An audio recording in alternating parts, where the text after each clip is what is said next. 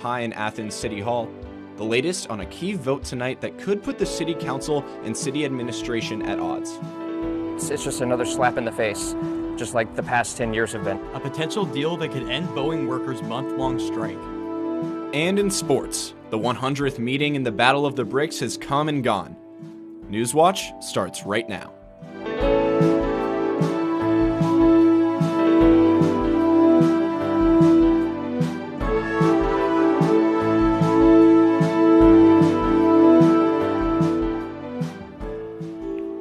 You are now taking a look at the Convocation Center here in Athens. You may want to keep your eyes to the sky tonight because there is a meteor shower happening.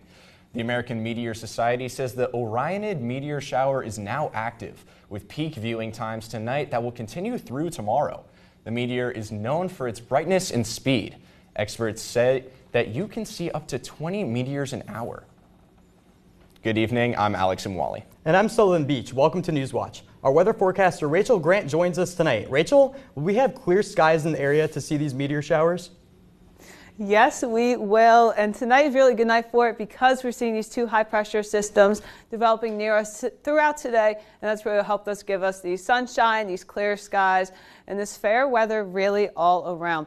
And a closer look at what we are seeing. We're seeing a little bit of rain developing to the west of us, but that's actually moving up north, so it won't really affect us again until later on throughout this week. But really not seeing much on the radar. No clouds, no rain to see, just overall fair weather and lots of sunshine. And that's really reflecting on what we're seeing right now. 76 degrees outside, clear skies, and those clear skies will be continuing into tonight with that low of 44 degrees. So if you are going out tonight to see the meteors during the peak times after midnight and into the early dawn hours, make sure you have those jacket or sweatshirt as it is a chilly night. We'll talk more about what to expect for tomorrow and for the rest of this week in my full weather forecast. For now, we're going back to Alex. Athens City Council is set to take a vote on reappointments to the city's Board of Zoning Appeals, but the Athens mayor has already sworn them in. Newswatch reporter Jack Green joins us live from outside City Hall. Jack, what's the latest? Alex, tensions are running high here at City Hall between the council and the city administration. It all stems from a quirk in city code. It requires the mayor to get council's approval for new appointments to boards and commissions he oversees, but it's silent on whether the mayor needs approval for reappointments. Law Director Lisa Eliason recommended the mayor seek approval for the reappointments to the BZA based on precedent.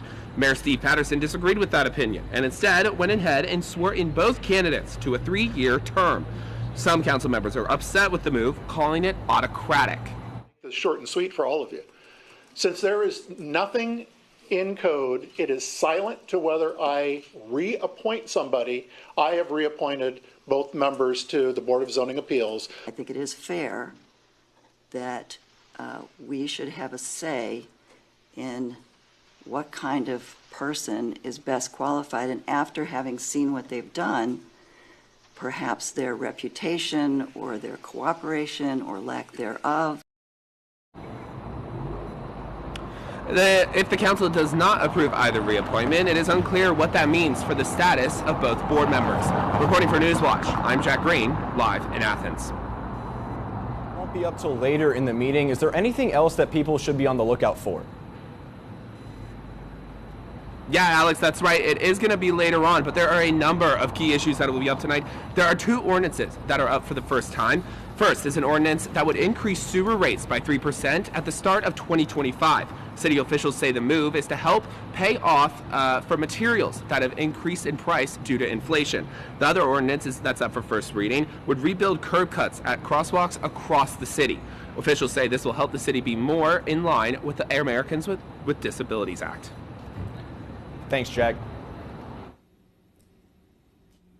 Even though Ohio is no longer a swing state, ballots are still busy this fall. 99 seats in the Ohio House and half of the seats in the Ohio Senate are shown to voters every 2 years, with 16 Senate seats being shown this cycle. In the race for the Senate, the closest contest is for outgoing Senator Matt Dolan's district, which is for Parma and Strongsville. Moving over to the House races, Jordan Hawkins, the executive director of the Ohio Democratic Caucus, says he feels confident that some of the races will go down to the wire. Hawken College once again filled the stands of its equestrian arena Saturday night during its 3rd annual rodeo. I had the chance to attend the event and talk to some of the people who make it possible. I want to see the bulls buck. That's what I want to see. That's a common desire for people attending the 3rd annual rodeo on the Hocking. Hundreds of people pack into the arena for the loud music, good food, and of course, the cowboys.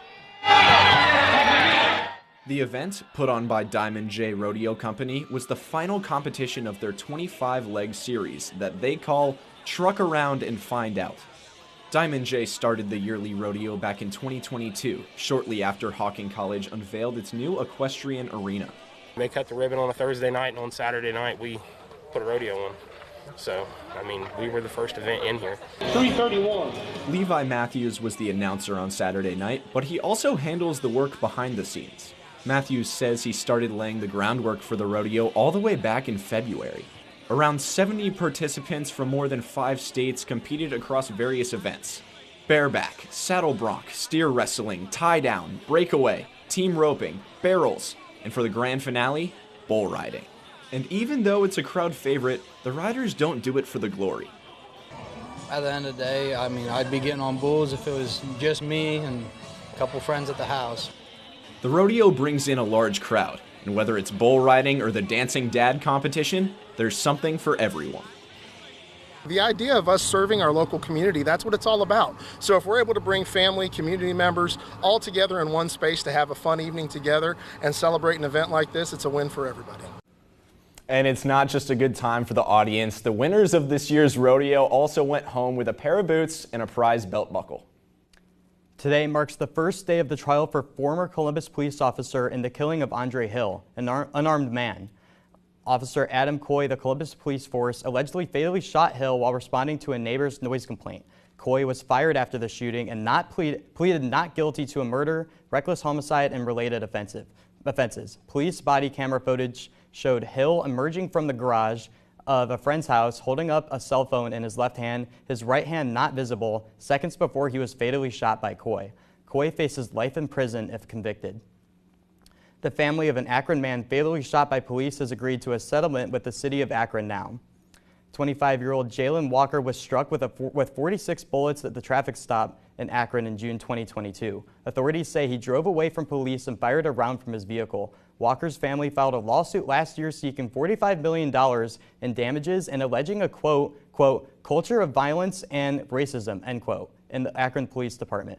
Walker's family will receive almost $5 million over a 4-year period. Akron's mayor says the city made changes to the way it deals with vehicle pursuits. Fire ravaged 3 churches between Lawrence and Gallia counties over the summer. Newswatch reporter Allison Patton has details on how the community is recovering. Allison? Yeah, Alex, the church communities are rising from the ashes with a new building, while the other 2 remain plots of land with tons of memories. Flag Springs Church, Rehoboth Church, and the Fox Fairview Church have at least one thing in common: suspected arson. Each church burned a little over a month apart, starting in May and ending in August. Firefighter Selena Jenkins says the fires are suspicious because of the church's remote location and proximity to each other. The State Fire Marshal's Office does deem it an arson due to the fact that it was where it's out here and there was no one around. But over the weekend, there were plenty of people around, as the community drove together to the different churches as part of the Unity and Community event, bringing former and current churchgoers to the ashes to help deal with the loss. Brush off the ashes and tend to your bruises, and put on the armor that God gave to you, and let's get busy. We've got work to do. Jody Fowler and her husband organized the event. She went to Fox Fairview when it was still active, and even though it wasn't used for services, Fowler and the community still feel the loss.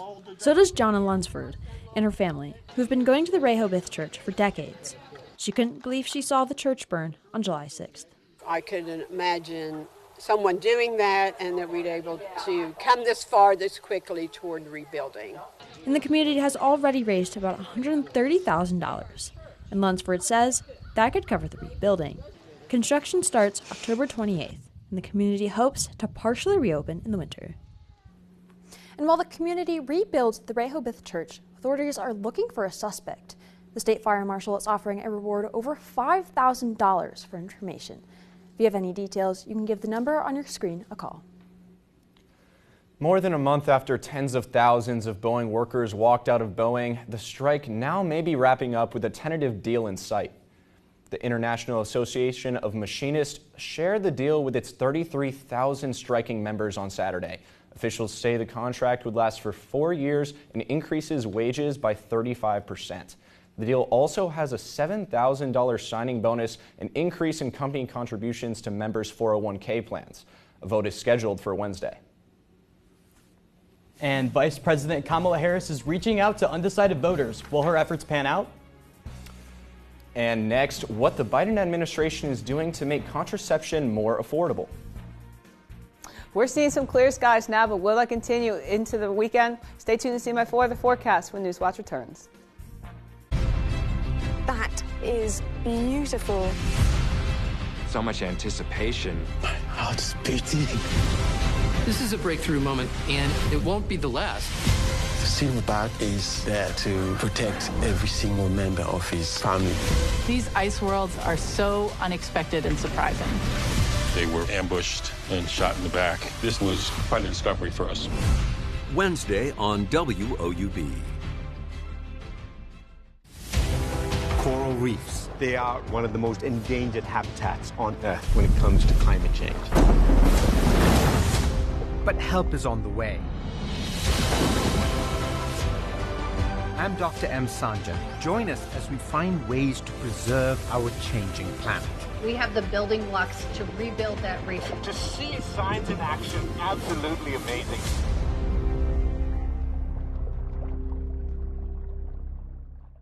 One out of every 5 Latino voters who are going to cast a ballot are going to be doing so for the first time in a presidential election. Latinos will be the decision makers in who becomes the next president of the United States. We are Cubans and Dominicans and Puerto Ricans and Mexicans and U.S.-born Latinos. So politicians in America, when they attempt to put Latinos in one block, good luck with that. Tuesday at 10 on WOUB. America was founded on a revolutionary ideal. To me, freedom of religion is everything. Toleration is insufficient. We need equal liberty. Concern about religious liberty is as old as America itself. What happens when those freedoms are taken away from us? This is the story of the greatest experiment in religious liberty the world has ever seen. Thursday at 9 on WOUB.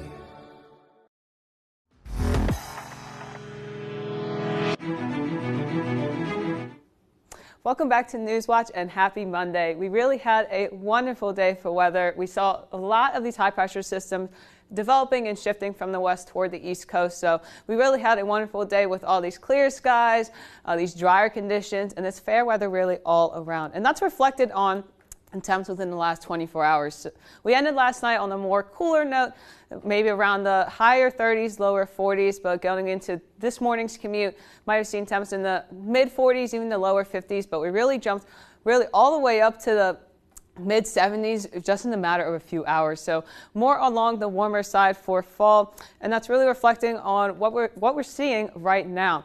We're seeing 2 high pressure systems sitting rather close to each other around us, and that's what's helping to continue to give us this clearer skies, this sunshine, and this fair weather all around.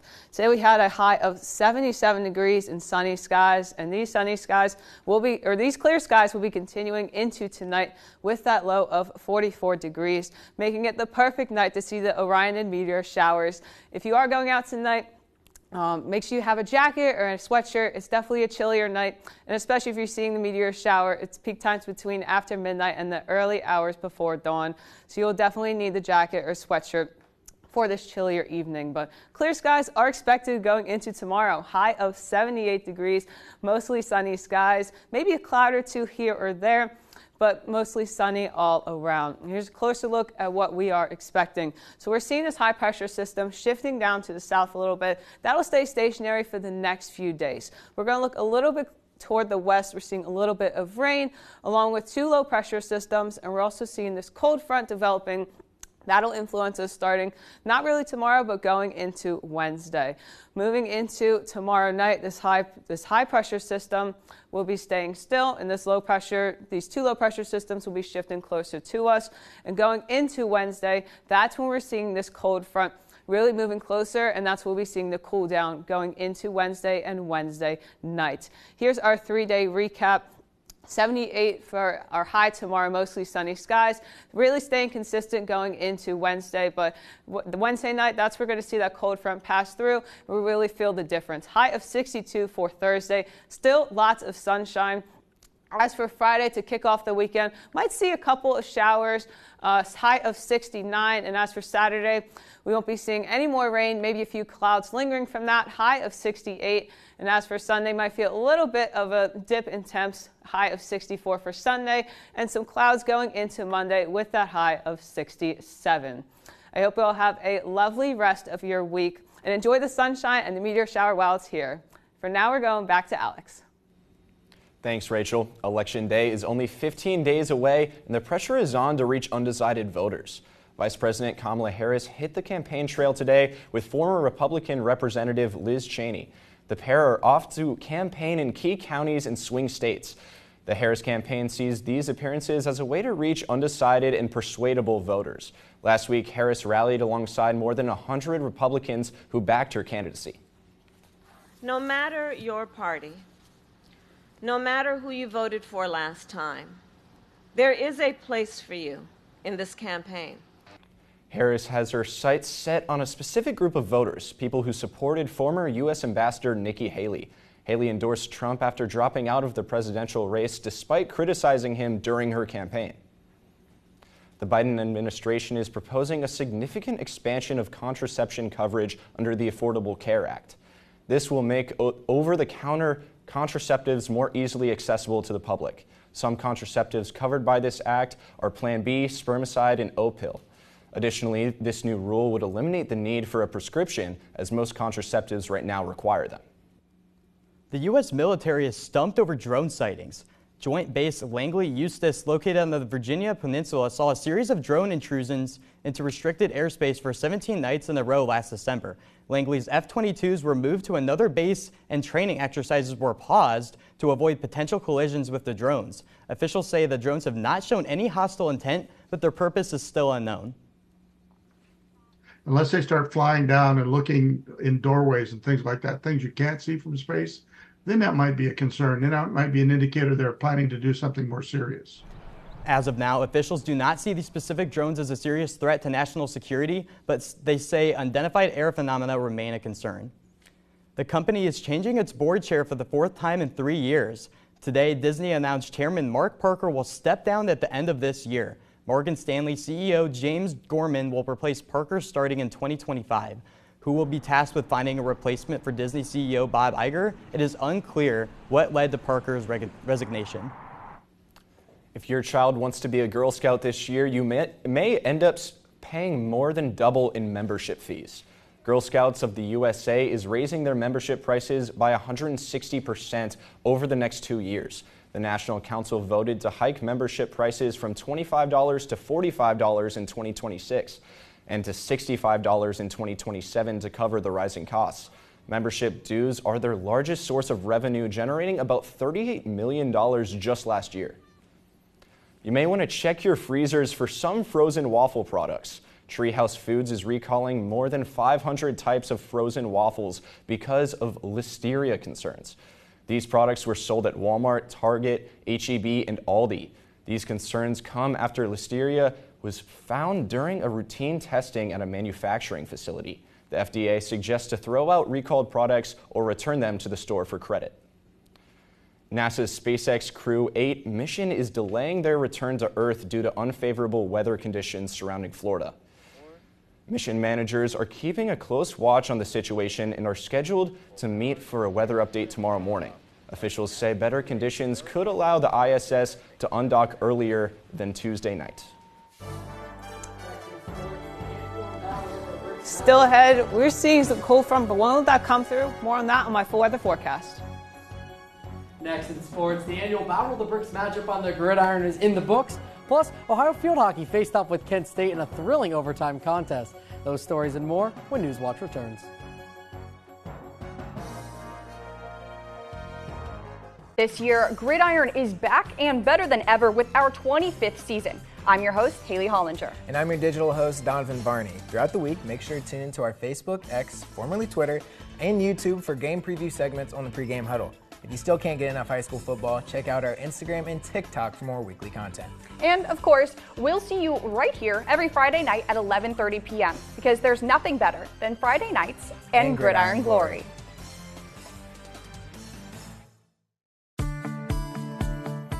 Did you know that you can donate property to WOUB Public Media? I'm WOUB Community Engagement and Membership Manager Sherry Russo. Donating property is a great way to support WOUB, and you may even claim a significant tax deduction. Properties in any location, condition, and format are eligible for donation to WOUB.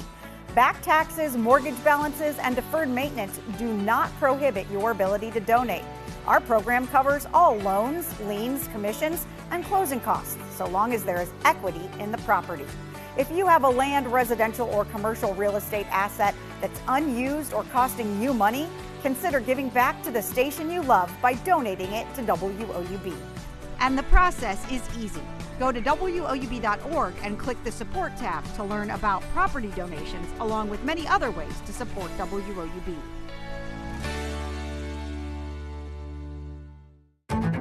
We've been having a practice round every day and prepping for states. I'm feeling ecstatic, bro.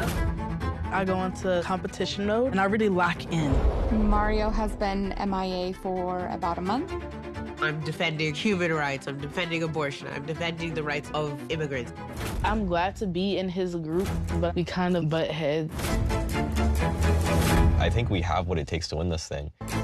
Tuesday at 9 on WOUB.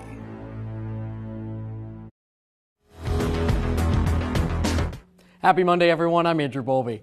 Ohio and Miami renewed the Battle of the Bricks rivalry for the 100th time this past Saturday. The Bobcats entered the matchup having a 2-0 record in MAC play, while Miami sat at 1-1. After kicking an early field goal, the Redhawks found the end zone with Brett Gabbert connecting to Reggie Virgil from 14 yards out. Minutes later, Miami added another passing touchdown, this time Javon Tracy catching the pass. Coming out of half, Ohio was down 16-0, but they found some momentum on the opening drive of the second half with an Anthony Tyus touchdown. It wouldn't be enough as Miami opened up the game and won 30-20. Ohio also lost its number one running back, Anthony Tyus, in the game due to injury, and head coach Tim Albin confirmed this morning he will be out for an extended period of time. Trey, he'll be out for an extended period of time. So it's unfortunate. Lower body injury. He's going to miss some time. After the third week of MAC play, only Western Michigan remains undefeated in the conference. Then the logjam begins with 6 teams tied at 2-1, including both Miami and Ohio. Northern Illinois, Central Michigan, and Ball State are tied for third. Then Akron and Kent State are both winless. Also, as of note, this is the weekend will be the final full slate on Saturday before the conference switches to midweek action. Ohio field hockey dropped a thrilling overtime game to Kent State yesterday. The Golden Flashes scored a goal in the second from Augustina Florio to open the scoring. Ohio waited until the third to tie the game when Bodie Litterfield netted her third goal of the season. After 60 minutes, the two were tied and the game went into overtime where Eva Uzos found the winning goal. With just a few games to play in the regular season, JMU, App State, and Miami have already clinched spots in the MAC tournament. Kent State, with the win over Ohio, puts them in a great spot to make the tournament and makes the path more difficult for Ohio. The Bobcats have 2 remaining conference games against Ball State and Central Michigan, and Ohio needs wins in both to have a shot at the MAC tournament. Ohio volleyball had a busy weekend as they split a pair of MAC games in the Convo. The Bobcats got off to a quick start on Friday against Ball State, snagging the first set 25-19. Ball State responded with back-to-back set wins, forcing Ohio to win the fourth, and that's what the Bobcats did, storming back to force a fifth and final set. In that fifth set, Ball State had an extra punch, winning 15-11 and hanging on to come out victorious in a thrilling match. Kim Hunt led Ohio with 22 kills. The Battle of the Bricks rivalry was continued on Saturday on the volleyball court. Once again, the Bobcats started strong, winning the opening game 2 sets. The Redhawks won the third to pull back in, but it wasn't enough as Ohio was able to outlast Miami in the fourth, taking the match. Ohio's win streak over the Redhawks is now up to 7 straight victories. With the top 6 teams qualifying for the MAC tournament, the final weeks of the season will be important for Ohio. To start the week, the Bobcats are sitting on the outside looking in on the tournament, and they have a chance to boost their record tomorrow night when they host Kent State at 6 p.m. That's all the time we have for sports. Let's go back to Sullivan and Alex. Why less people are getting vaccinated, what an expert has to say. And still ahead, what you need to know about Cleveland's Rock and Roll Hall of Fame's new exhibit.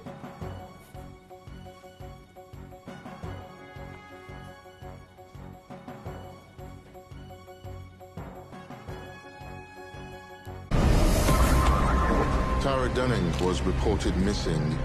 We're urgently appealing for your help. You think something's happened to her, don't you? We found a couple of prints on the back door. Do you mind if I take a look?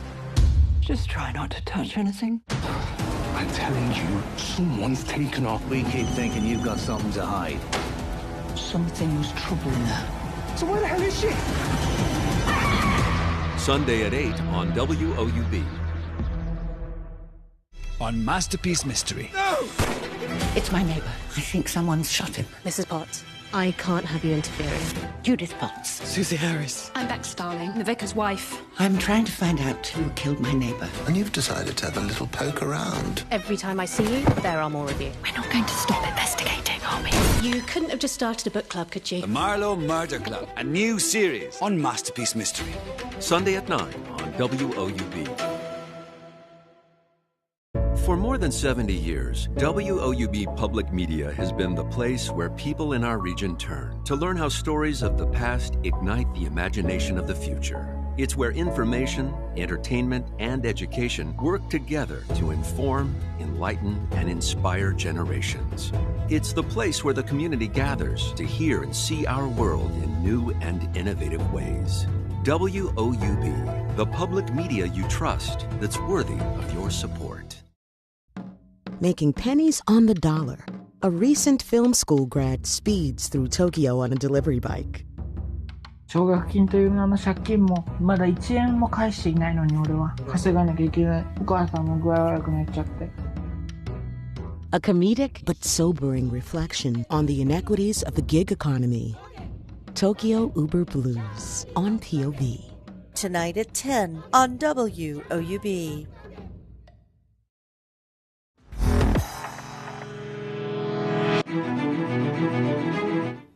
New CDC data suggests fewer kindergartners are getting their routine vaccines.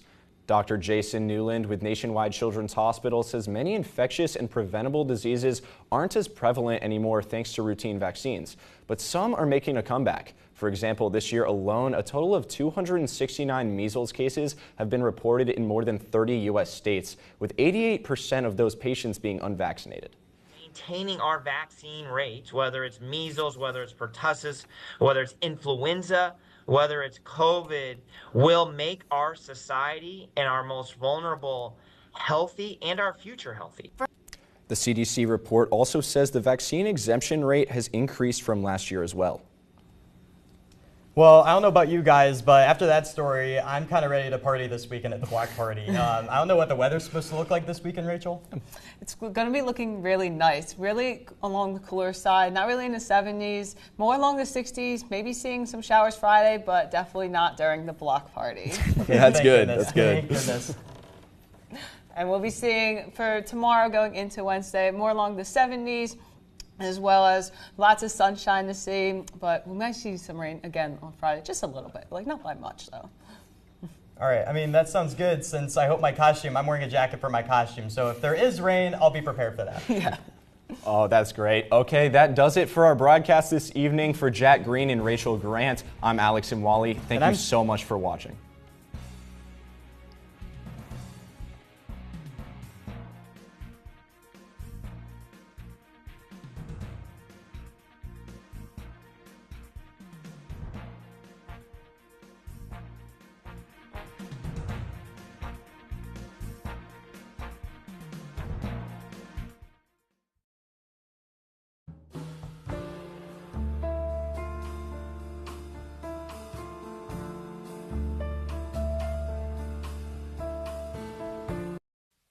Support